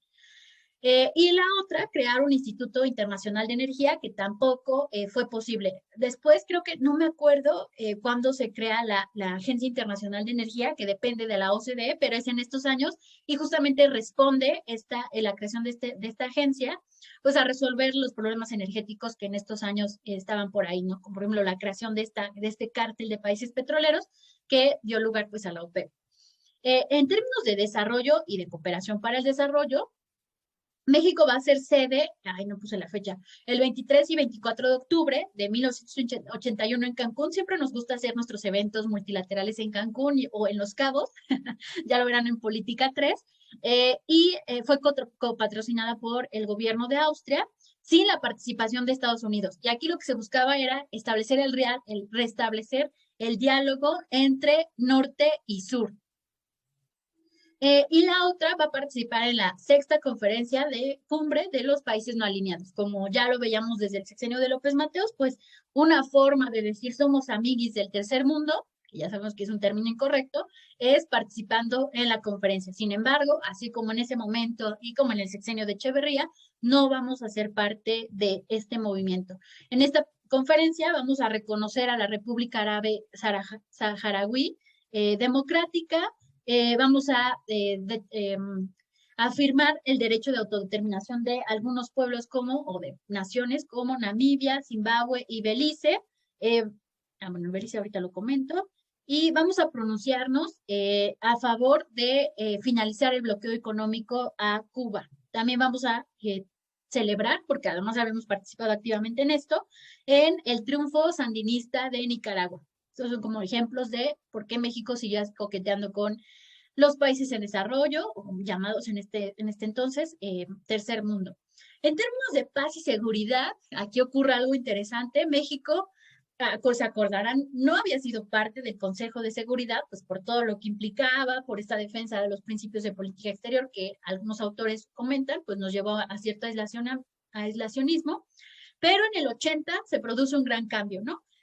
Formamos parte del Consejo de Seguridad. Creo que habíamos formado en el 46, pero desde entonces no habíamos sido parte, y volvemos a ser parte en el 80. Estábamos propuestos para el bienio 81-82, pero se adelanta porque no me acuerdo si es Cuba y otro más que se estancan en la participación. No sé si es Cuba, pero hay dos que estaban peleando también el ser el representante de América Latina. Ellos no pasan y mejor ceden su voto a México, y con esto México en el 80 se convierte en miembro del Consejo. Como miembro del Consejo va a condenar la invasión de la URSS a Afganistán, y va a promover un tema que ustedes ya saben, estaba en la agenda internacional de México, que era el desarme nuclear, pero también va a promover que en América Latina se luche por el desarme exactamente. México en estos años, en política multilateral y en temas de paz y seguridad, así como nuestro querido rector, va a condenar enérgicamente siempre este tipo de conductas, ¿no? Y va a promover en América Latina el desarme, pero también de armas convencionales. A mis alumnos de Organización Internacional, recordarán cuando veíamos temas de desarme, les comentaba que esto implica pues una gran gama de armas, ¿no? O sea, no solamente son armas nucleares, sino todo tipo de armas, ¿no? Armas pequeñas y medianas, armas químicas, biológicas, etcétera.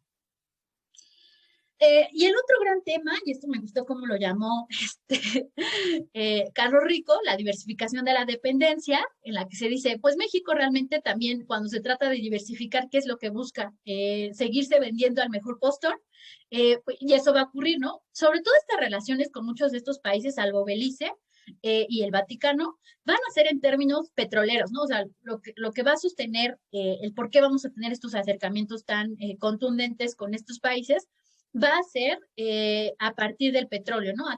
Con todos ellos vamos a establecer convenios, vamos a venderles una cierta cantidad de petróleo, pero no van a ocurrir cambios sustanciales. Además, a ver, no sé si se acordará, bueno, no sé si lo mencioné, pero el déficit comercial de México era porque México también para estos años comerciaba mucho en términos de materias primas, no manufacturas como tal.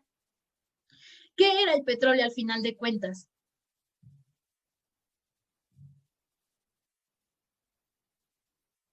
Una materia prima. Exactamente, o sea, tampoco era como la gran cosa, o sea, sí va a sostener estas relaciones con estos países, pero no es la gran cosa, ¿no? O sea, tampoco es como sentirnos tan orgullosos de, wow, establecimos acuerdos petroleros con estos países, y no solo con Estados Unidos. Entonces, sí, para un poco dimensionar en qué se sostenían estas relaciones. En el caso de Belice, se va a reconocer la independencia de Belice, se van a establecer relaciones diplomáticas, y creo que inmediatamente se va a abrir la representación diplomática, pues lo teníamos cerquitita. Pregúntenle a otros países como Corea, que nos costó casi 10 años enviar a nuestro primer embajador, y luego otros 10 años abrir la embajada. Y el Vaticano, vamos a tener ciertos acercamientos, porque acuérdense que no teníamos relaciones diplomáticas. ¿Por qué razón no teníamos relaciones diplomáticas? Ricardo. Desde el fusilamiento de Maximiliano. Y bueno, algo que es interesante sobre esto es que la mamá de José López Portillo era muy devota y bueno, hay algunos historiadores que señalan que fue ella la que quiso que se acercara al Papa el presidente. Seguramente, sí, yo también decía, ¿por qué? ¿Qué razón podría sostenerla? Totalmente, o sea, porque veremos, bueno, ya más bien, lo verán en Política 3 cuando se establezcan las relaciones diplomáticas, va a responder a la modificación en el artículo 130, que creo que es el que regula las relaciones o la cuestión religiosa en México, ¿no? Será a partir de entonces que México ahora sí va a establecer relaciones diplomáticas. Les digo, bueno, ya no lo vimos en Política 3, sí, exacto. Bueno, el Papa vino porque se supone que se llevó a cabo un congreso en Puebla, que además ustedes saben que Puebla es mocho hasta más no poder, y se llevó a cabo un congreso episcopal y vino el Papa justamente a propósito de ese congreso, ¿no? Y aprovechó pues para recibir al Papa López Portillo. Por eso creo que sí tiene toda la razón Ricardo, que respondía a este interés un poco más personal, ¿no? Que además se me olvidó mencionar otro rasgo, pero la verdad no quiero entrar mucho en detalle, otro rasgo de este activismo internacional, así como Echeverría, la diplomacia presidencial estuvo a todo lo que da, ¿no? O sea, viajes presidenciales, recibimiento eh, de representantes diplomáticos, de jefes de Estado, etcétera, pues estuvo presente en este sexenio. Les digo, este es un instrumento clásico de la política exterior y sobre todo de la diversificación de relaciones exteriores. Ok, pues bueno, vamos a entrar al último periodo con el que vamos a cerrar Política 2, es lo que estaba pensando, caray, cierro el periodo como de manera, o más bien el curso de manera general, de manera muy trágica, porque pues cerramos con una de las peores crisis que enfrentó México. Como les decía, pues en realidad la crisis nunca se fue, o sea, esto del petróleo, las ventas que vamos a hacer, las negociaciones, el creernos el rey del mundo sin serlo, pues nos va a costar muy caro, ¿no? Se va a agudizar la crisis económica y finalmente vamos a terminar pues regresando a Estados Unidos, ¿no? Y por eso les decía que me gustaba esta referencia. Todos los caminos nos llevan a Washington, de 1981 a 1982. ¿Qué sucede? Bueno, ya habíamos visto que las relaciones con México y Estados Unidos habían estado muy tensas por las posturas de México, por la rebeldía de México ante los acuerdos petroleros que se trataron de negociar. ¿Qué otros factores tensaron? Ay, me bajé mucho en mis notas. Porque México había marcado ciertos límites a la exportación de hidrocarburos a Estados Unidos y sobre todo, pues les decía, la postura que México había mantenido en varios de los conflictos de Centroamérica. También ocurre un cambio internacional, Arabia Saudita va a mantener sus precios y empieza una baja en la demanda de petróleo. Esto pues obviamente va a repercutir en México porque pues si no hay demandantes, pues a quién le vendemos, ¿no? Y vender excesos, pues, o más bien los países que compren excesos, pues no es lo óptimo. Entonces, se produce este fin de la bonanza petrolera. Para este entonces, para 1981, las exportaciones apenas habían alcanzado 1.1 millones de barriles diarios, como parte del resultado de lo que empezaba a ser un exceso de oferta, ¿no? O sea, les digo, ya había una sobreoferta en el mercado, se van a hacer algunos ajustes petroleros. De manera interna se va a hacer un ajuste al precio del petróleo que va a pasar de 34.60 a 30.60 y esto o sea, acuérdense, si un producto está o está, esas son leyes básicas del mercado, ¿no? Si un producto está en exceso en el mercado, ¿qué sucede? ¿Qué debe suceder con el precio? Baja. Exactamente. Entonces México como que para verse muy listillo de que le compre, va a bajar su precio, pero luego se hace un reajuste y se vuelve a subir a 31, ¿no? Y esto a los países como que les dicen, como que les genera desconfianza de, a ver, si es el precio fijo o no. Y va a producirse una caída en las exportaciones de un 50%. Entonces, imagínense, de esta bonanza petrolera que habíamos tenido y aparte de este error que se va a cometer de manera administrativa, pues va a producir esta caída del 50% y va a generar problemas con los principales compradores del petróleo mexicano. Para esto, México regresa con Estados Unidos y le dice, tú no estás interesado en comprar para tus reservas. Estados Unidos le dice, este es mi momento, no lo desaprovecha, ellos sí compran. Y finalmente, pues les decía, la crisis económica no va a desaparecer, va a seguir ahí. Continúa la pérdida de competitividad del sector turístico, hay una creciente carga financiera y la exacerbación de la deuda externa, porque también les digo, no abordamos la situación interna, pero acuérdense que muchos de los beneficios económicos que se trataba de traducir hacia la población para verse muy buena onda, pues se van a traducir en gasto público y para financiar ese gasto público se va a recurrir a préstamos externos, muchos de ellos se van a sostener en la promesa de ¿cómo se llama? La estabilidad petrolera de México, que para estos años ya está en crisis, o sea, ¿cómo me das una garantía de que tiene estabilidad petrolera si estoy viendo lo que está sucediendo? Hay una insuficiencia de la producción agrícola, una sobrevaluación del peso, fuga de capitales y la petrolera. A ver, si se dan cuenta, la economía mexicana de estos años va a depender del petróleo. Esto significa que ante cualquier crisis o ante cualquier cambio, pues obviamente iba a tener un impacto en la economía mexicana. Tristemente, no pasaron muchos años para que esto cambiara, o sea, estas condiciones internacionales que le habían dado este prestigio al petróleo mexicano van a desaparecer y pues se dan cuenta de lo vulnerable que era la economía mexicana. Esto genera desconfianza, por eso hay esta fuga de capitales. Se dan cuenta que la respuesta del aparato gubernamental es ineficiente y esto genera también desconfianza y se finaliza o se concluye con una devaluación de la moneda en una primera parte, ¿no? Esto pues va a impactar a la política exterior de México porque pues tiene que renunciar a ciertos compromisos que había adquirido y demuestra que la política exterior se sostenía en este entonces, en factores internos y externos del momento, o sea que no podía trascender, o sea que no era una política exterior que podía trascender, era una política exterior muy coyuntural, Finalmente llegamos a la evaluación. Perdonen si fui un poco rápido, pero quería acabar porque además quiero que acabemos con un video un poco trágico. La política exterior mexicana durante el sexenio, y esta es como una cita enorme que saqué del texto, va a estar estrechamente asociada a la evaluación de la capacidad del petróleo. Esto creo que no nos queda duda a ninguno de nosotros.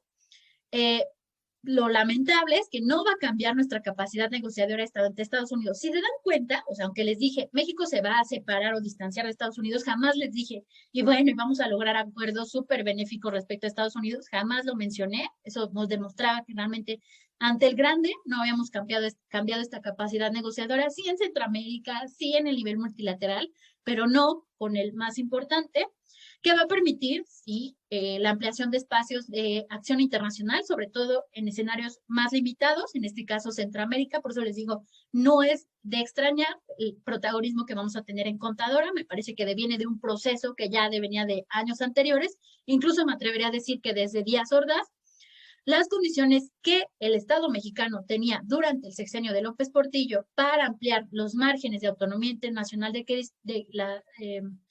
disfrutaba, parecían particularmente favorables. Aquí lo que quise resaltar es que eran estas condicionantes internas y externas las que dieron este impulso a la autonomía internacional de México. Y entonces vamos a cerrar con el video trágico que seguramente ustedes ya conocen, que es el cierre del sexenio de, ¿cómo se llama?, de López Portillo. Dos decretos. Uno que nacionaliza los bancos privados del país y otro que establece el control generalizado de cambios.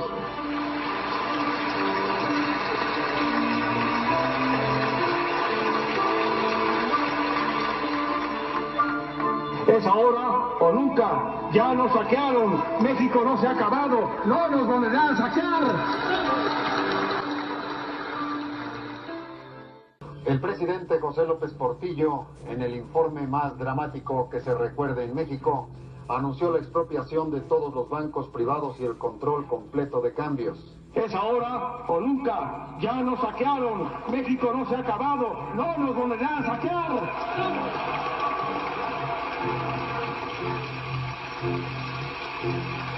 Inversión pública ineficiente, gasto público excesivo, despilfarrador inflacionario, deuda externa excesiva y enajenante, economía petrolizada, política económica equivocada, medidas correctivas desarticuladas y balbuciantes, y otras más que son ofensas y desahogos de los que no me ocuparé. Pareció que por momentos no podría seguir leyendo, sobre todo cuando hizo referencia a la situación de los desamparados. A los que hace 6 años les pedí un perdón que he venido arrastrando como responsabilidad por los demás.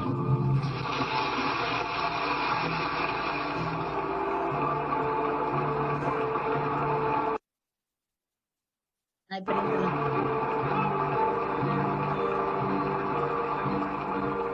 Que si por algo tengo tristeza, es por no haber acertado a hacerlo mejor. Hicimos todo lo que pudimos. Incluso nos lo han satanizado. Pero afirmo que sigue siendo imperativo del sistema conquistar por el derecho y el desarrollo la justicia. Más no pude hacer.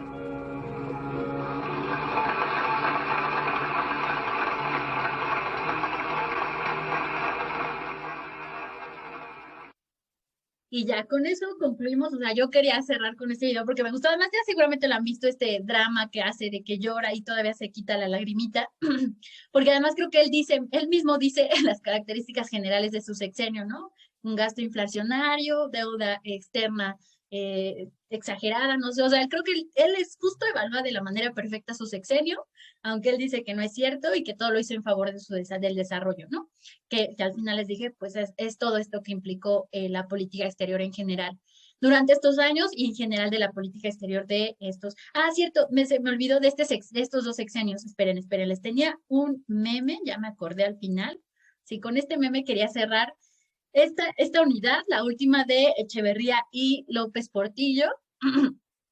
A ver, espérense. Ahí está. Y bueno, con el meme del momento, para cerrar estos